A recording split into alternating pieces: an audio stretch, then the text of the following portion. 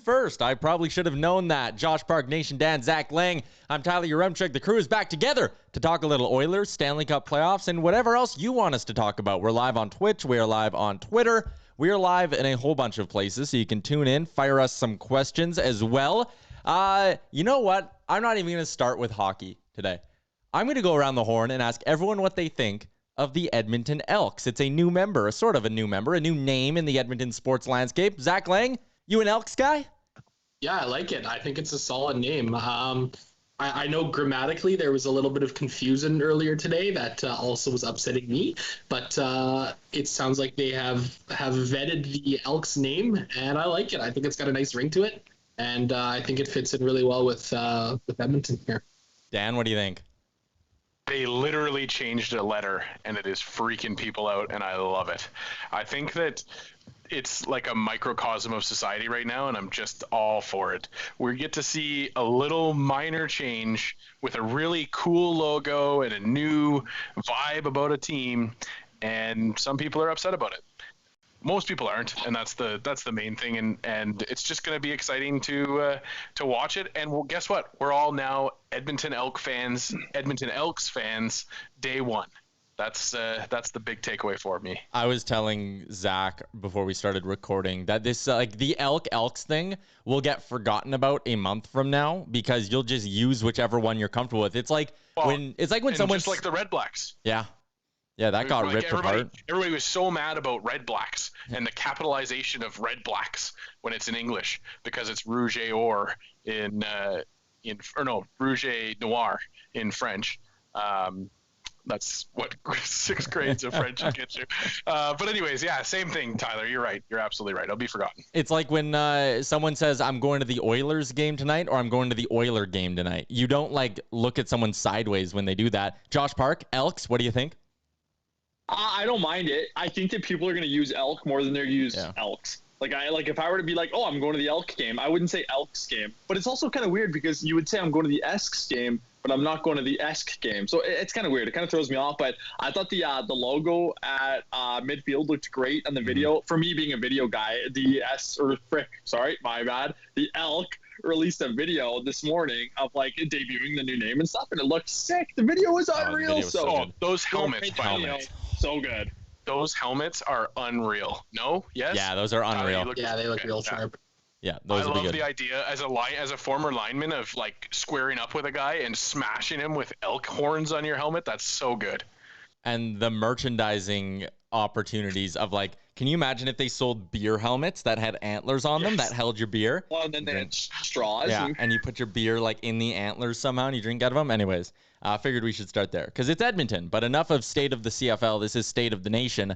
And we're not even going to talk Oilers yet. Let's talk Leafs. That was hilarious. It in a weird way makes you feel better about the Oilers getting eliminated because you're not as much of a mess as the Leafs are. That fan base just melted down. Like we're getting the whole trade Marner, what's going on with Matthews, trade Riley. I'm seeing a lot of like trade Morgan Riley, and I thought he might have been one of their best players in Game 7. It's just all insanity, and I'm here for it. Zach, your takeaways from the Leafs getting bounced after blowing a 3-1 lead. Yeah, it's pretty crazy. I know my bracket, I went 6 for 8 because of the Leafs blowing it. So obviously the other one that I lost out on there was the Oilers too, but still pretty happy with how the bracket went. I'm surprised. It's devastating for them though. I mean, to be up 3-1 and to lose 4 in a row or 3 in a row rather like that to the Habs. I can't even imagine how upsetting that must be. I'll pose a question in return to you, Tyler, and to the other guys too. What would you rather have happen? Would you rather be swept in 4 games, or would you rather be up 3-1 and lose 4-3? I asked this on Twitter last night, and I'll explain the results afterwards, but I want to get your guys' thoughts on that too. I'd rather get swept. I don't like having the false hope. As much as I would have liked a couple of good playoff memories, getting so amped up being up 3-1, and especially knowing the history of the Toronto Maple Leafs, that would just crush me way too much.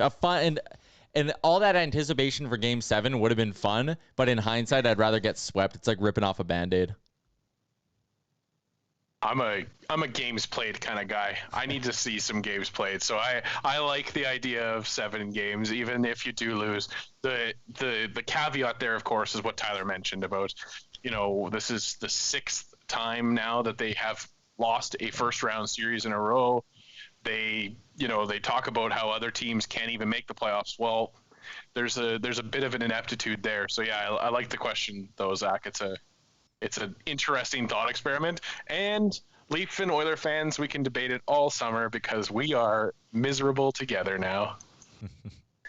I don't know what I would rather have. I agree with Dan partially because I think the games played is fun. And, going to a game 7, seeing your team in a game 7, like the excitement that surrounds that in general would be amazing. But at the same time, like, to go to 7, especially when you're blowing a 3-1 lead and then have it all taken away from you when you're practically already planning for the second round when you're up 3-1, like that would just be terrible. I think it's so funny. I'm not going to lie. Like this is going to go down in history of just another utter collapse by the Toronto Maple Leafs. And it's comical. And from my perspective, yeah, it kind of sucked because I made a video for the Leafs and I was all ready to go for them to win. And then they lost. Oh, so you did release whatever. I did release it anyway. But yeah, the Leafs suck. Whatever. Man, Sid Seixeiro's mentions yesterday. That guy, for his own health, I hope he just put away the phone right after they were eliminated because that guy was getting peppered with shit. And I mean, whatever. He brings it upon himself. He does. And he loves it. They just, yeah, and that's the thing. Oh, he loves it. Like, I think that a lot of us had a lot of fun with the Leaf stuff, but I don't think we were all picking on like specific Leaf fans and going into their mentions unless they were dirtbags 6 days ago. Then it's open season on them and have some fun with it. Yeah, Sid Seixeiro, that was his game. Now he's on breakfast television, still playing that game. So. Hey, if you're gonna dish it out, you got to be able to take it back. That's the way that I look at it, right? Like if you're gonna get into it and you're gonna put that stuff out there, you got to be ready for people to throw it right back at you when it turns around. Let's try our best to take our Oilers bias out of it. But if right now, let's say Zach Lang, you are a free agent general manager and you got a contract offer from the Leafs and the Oilers, which situation would you rather jump into right now? Ooh, good question. That's a really good question. I mean, I think I'd probably almost prefer the Oilers because you got McDavid and Draisaitl and you got all the cap room this year. You have good other pieces in place with guys like Darnell Nurse. I mean, I think the thing with the Leafs is that they're going to run into some cap issues sooner rather than later. I think, and some tough decisions are going to have to be made there. It's a really high pressure market too. Obviously, they got some tremendous pieces there too. Matthews, Marner, Nylander, Tavares. They're a great group of guys. But I think myself, I would enjoy more building out a less deep roster like Edmonton. I don't know. Yeah, I think I'm with you on that. Just quickly before I go to Josh and Dan, the Oilers are going to have about $21 million in cap space this offseason. The Leafs right now are sitting at about $12.5 million in cap space. So it's not exactly, a terrible situation, but they're going to have to get a guy like Hyman signed, and that money's going to disappear pretty quick. Dan, if you were a free agent GM, Oilers or Leafs, who's sitting better going forward? Listen, I like to not have to work very hard. And so for me, I'm going to the Leafs because they have a goalie in position in Jack Campbell. They've got most of their D core, which isn't great, but they've got most of them under contract. So you're not really, you can do the Ken Holland and I'm trying to fix Peter Chiarelli's mistakes kind of conversation. And then, like as much as we're ripping on the Leafs, they did have their captain missing, who's making $11 million, and Jake Muzzin was out for. So, as much as it's fun to have a laugh at them, the Oilers have some work to do to become as good as the Leafs were. Overall as a team, I think the Oilers at the top is obviously going to be better because their best players are better than the Leafs players. But overall, I think the Leafs had a better constructed team. Josh? Yeah, that's a tough question because I'd want to see what the rest of that free agent money happened. I'd want to see what happens with that money first, right? Because the Oilers need a goalie. The Oilers are going to get a goalie this offseason, whether it's a free agent signing or they're going to pick one up on a trade. It has to happen. It's going to happen. I don't know. That's a really good question because part of me also thinks that living in Toronto would be kind of fun. You're out east. You're going lifestyle with this one. Honestly, the first way I looked was lifestyle. That's just how I am. First thing I thought about was like, man, would it be fun living in Toronto? I was like, yeah, you know what? It would be kind of fun living in Toronto. But yeah, you know what? I don't know. I'll pick Edmonton. I'll take Edmonton. Oh man, now that we're throwing in the chance to go to Jays games whenever I want. That's tight. All right, Riverhawks. But think about it like this, Tyler. Opportunity. If you're sick, like let's say you're Alexander Ovechkin and you're going to Toronto, like man, endorsement opportunities. You're going to be signing like free agent swipe up deals left and right. You're going to just. I'm going to be the first GM to get endorsement deals. You're going to see me on billboards everywhere for random products. Let's go to the Twitch chat here, where it's incredibly active right now, and it starts off with a bang. Couple of Nylander to Edmonton. Nylander was probably their best forward in the playoffs. Like, I don't think they're moving Nylander. If they're going to make a big splash, it's probably Mitch Marner going out the door, which is stunning, but he makes a ton of money. And if they want to try shake up the core, I think they move Nylander before they move, I think they move Marner before they move Nylander. I'm getting too mixed up. It's the Eberle accident. All over again. Do you actually think there would be an opportunity for them to move Marner? Like, do you think if they had a deal in place, do you think they would actually want to move Mitch Marner? Absolutely. Really? I think that there's a team out there that recognizes, just like the team that the Islanders getting Eberle, that there's a recognition of the talent that is there. And yes, the playoffs haven't worked out for him, and that's well documented, but you don't just scoff at a deal for that guy. Now, the flip side is when you go for a deal like that, you probably tell the Leafs, well, I don't know if I really want Marner as a guy because that number is so inflated in playoff performances, yada, yada, yada. So the package isn't great for the Leafs. I don't think they move Marner. I think that would be foolish of them as well. Like, the dude comes top 10 in scoring every year. Zach, what do you think about that? What do you make of the Marner talk? Yeah, I think it's ridiculous. I mean, he's still a tremendous forward. He scored 358 points in 350 games over his career. He's been well over a point per game in each of the last 3 seasons. Sure, yeah, he hasn't scored a goal in the last 2 playoff runs, but he's still producing. He still had 4 points in 7 games, which isn't horrible. 19 shots on net too. So he was generating offense. He was getting chances.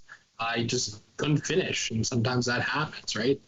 Look, Toronto isn't going to be trading Mitch Marner this offseason. If they do, I'll eat a sock or some stupid shit like that. Heard it here first. But I would be shocked. I would be shocked. I mean, if there was a deal to be had, like, what about something like Seth Jones, maybe? That's the only scenario where I could realistically see them saying, okay, yeah, we'd pull a trigger on that. I don't know. I have a hard time seeing them moving Mitch Marner. Seth Jones and Patrick Laine for Mitch Marner and Morgan Riley. Who says no? Oh, that would be a monster deal. I think the Leafs do stay the course though, and they just have to fill in their back end again with another retirement facility worth of veteran leaders, and they'll be fine. I have a question for you guys, and I had a conversation with one of my friends about this yesterday because it's going to be interesting to see how these two numbers line up in free agency coming up here with Zach Hyman and Ryan Nugent-Hopkins, because obviously they're two players that play, I don't want to say super similar style of games, but they are. They're kind of similar players. I think Hyman might be a little bit younger, and obviously they're both coming up on new deals here. I don't think both of their numbers are going to be that far off. No. I wouldn't be surprised if Nugent-Hopkins made more money, but the guy I was talking to was saying, if you gave me either player at $5 million, they said they would take Ryan Nugent-Hopkins all day long. But I don't think that Zach Hyman is, that much more below Ryan Nugent-Hopkins. I think Hyman's a great player, but what do you guys think? I like Hyman a lot. Like, I think him and Nuge are probably going to get really similar deals, and I'm kind of hoping they both get similar deals from the Edmonton Oilers, if I'm being completely honest. Yeah. Well, the difference for me with Hyman versus Nuge is just the center versatility. Yeah. You add that element to Nugent-Hopkins' game, and it just puts him over the top of Hyman. And I think that there also is an element to, and maybe this isn't true about your buddy Josh, but of anybody but the Leafs kind of players. I think that people outside of Toronto look at Leaf players like they're overblown and they're overrated and underperform. And you're absolutely right. Zach Hyman is a hell of a player, and wherever he goes, he's going to be a top performer. So you're saying Zach Hyman is so overrated that he's now become underrated? I think that there's an element of fans, at least. Yeah, I know what hope you're saying, that though. GMs are smarter than to think that Toronto inflates numbers, but yeah. Why doesn't Toronto chase John Tavares out of town? That's the It's real an trade. ugly contract. It's Zach, it's rough. what's your take on that? Well, first off, I mean, I've always liked Zach Hyman because he's one of the few guys who actually knows how to spell his first name properly. I think it'd be a tremendous ad for the Edmonton Oilers. I do. I think he'd be a great mix in the top six there. He'd be, he's a right shot, listed as a center, but plays the wing.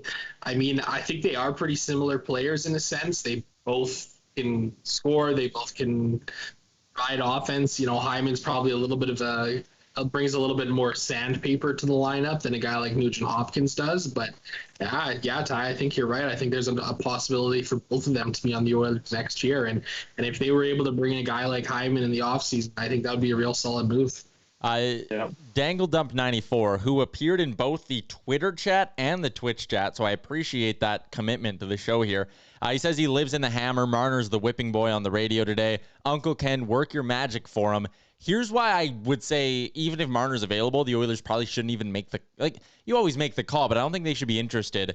$10.9 million for Mitch Marner.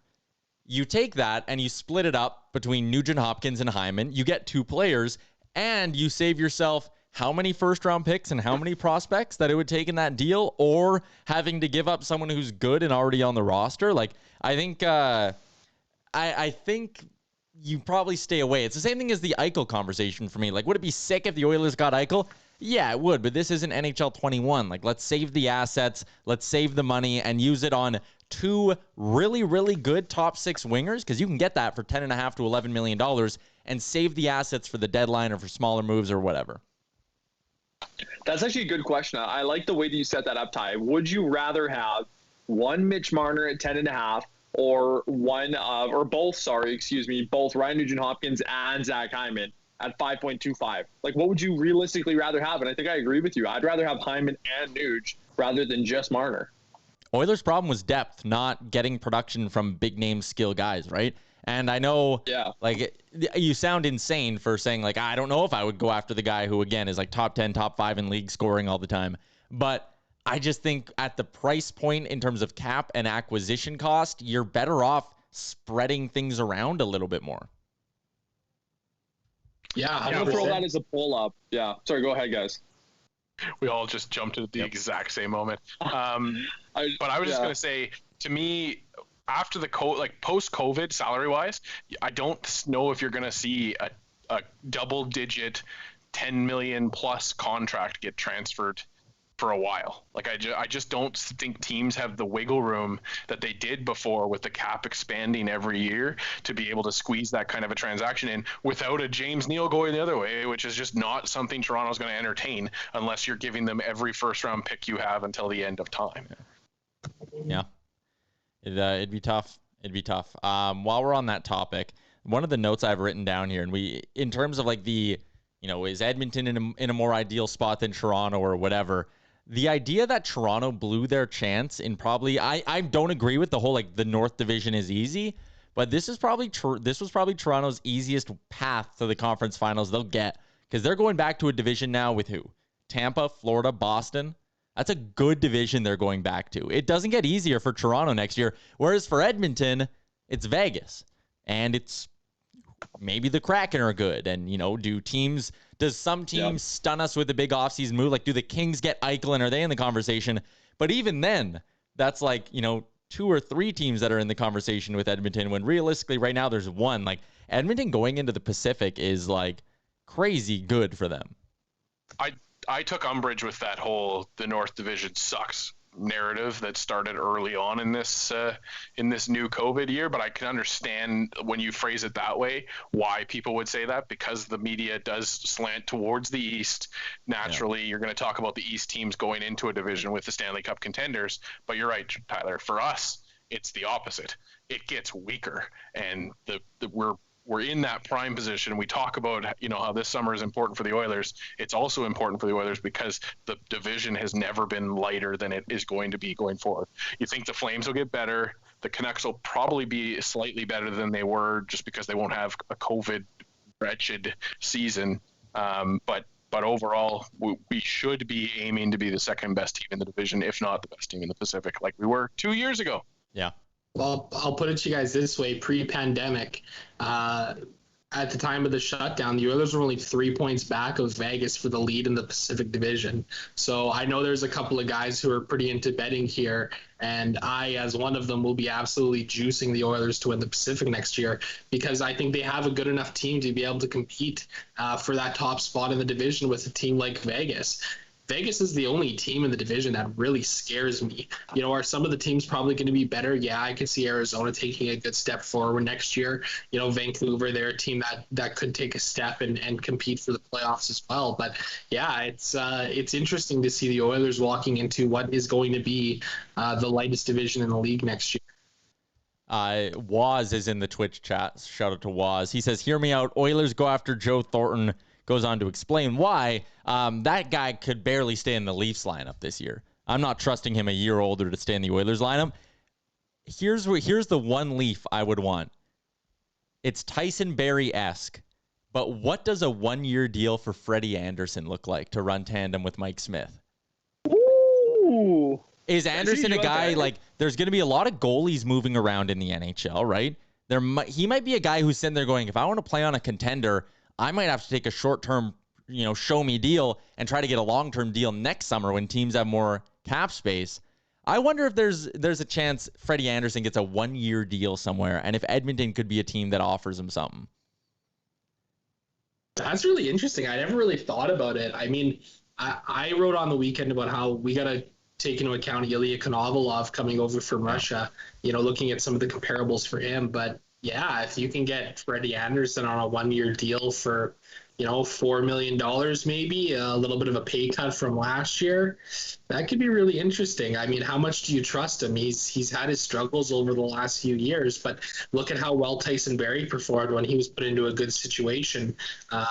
That's a really, really interesting spot, Tyler. He's had like 3 straight years of like a 914 or better save percentage. He's good. Like, he just has this bad reputation in Toronto, partly earned because he shit the bed in some big moments. But like, I just look at that and go, could those two sides look at each other the exact same way Barrie and the Oilers did?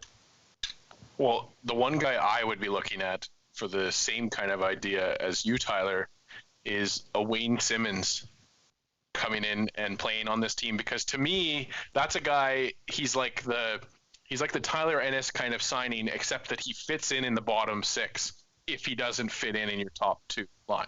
Yeah. And the problem for a lot of our scratch tickets was if they weren't a top 2 guy, they were going to be a scratch for this team. But Wayne Simmons at age 33 isn't that old. And yes, he had a horrendous season. Got hurt in Toronto and got hurt, but he's 1 year removed from 24 points in Philadelphia or in New Jersey and 27 points in Philly. So it's not, I don't think it's the worst signing, especially if you're getting him at cheap again. If it's cheap and late in free agency, sure, I wouldn't mind. I want Holland to aim higher for the wingers, though.